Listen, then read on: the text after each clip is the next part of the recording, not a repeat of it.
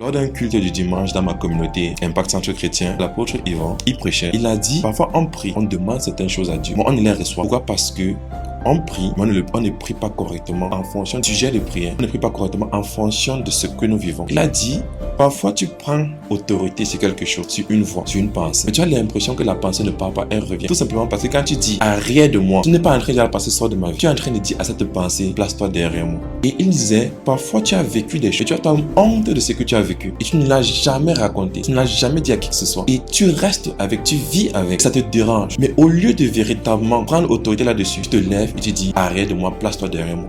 Donc, en d'autres termes, tu caches cette pensée-là, cet esprit mauvais, cet esprit qui te hante. Il ne quitte pas ta vie, il se cache juste pendant certains moments.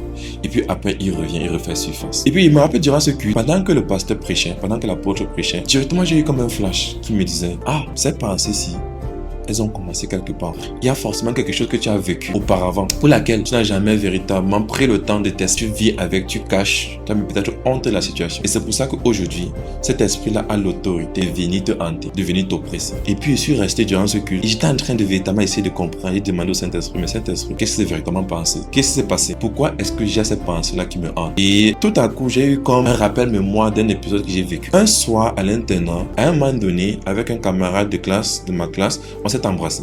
Et je pense que c'était le premier être humain que j'ai embrassé. Sans savoir, ça a été une porte pour ces pensées. Et c'est là où le Seigneur me faisait savoir que, ok, rappelle-toi, il y a cet épisode-là que tu as vécu. Et ça a été la porte. Dans ton corps, entre guillemets, je vais pas dire que c'est habitué à ça, mais c'est dit que c'est peut-être ça qui est normal. Malgré le fait que tu ne désires pas des hommes, tu n'es pas tiré vers des hommes, mais ça a été une brèche qui a été ouverte. Et dans ce cas, qu'est-ce qu'il faut faire? L'autre Yvan, il a continué son message. Il a dit, lui qui cache ses transgressions prospère pour. Et c'est lui qui les avoue et qui les délaisse, il progresse. C'est à ce moment-là, véritablement, que je me suis dit, ok, je vais faire quelque chose de tout simple. Et après, pour cette chose et à prier contre ces paroles, contre ces voix, contre ces esprits.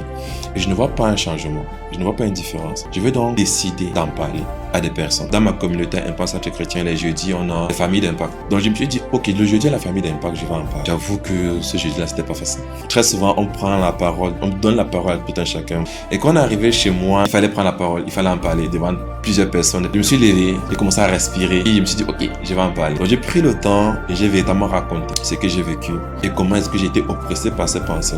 Et puis je me suis dit, ok, merci Seigneur, cette action qui a été menée. Ce soir-là, je suis rentré chez moi, j'ai prié comme jamais. J'ai commencé à prier, j'ai rendu grâce à Dieu qui m'a donné la capacité de pouvoir en parler. Et pendant que je priais, j'ai vu des esprits fuir. J'ai vu comme une hache en or. Je voyais comme une hache en or qui descendait du ciel, tout doré. Et puis quand je prenais la hache, je pouvais fendre des esprits en déclarant des paroles de Dieu, en déclarant la fin, etc. Déclarer. Et puis je peux attester que depuis ce jour, j'étais libéré de ces pensées.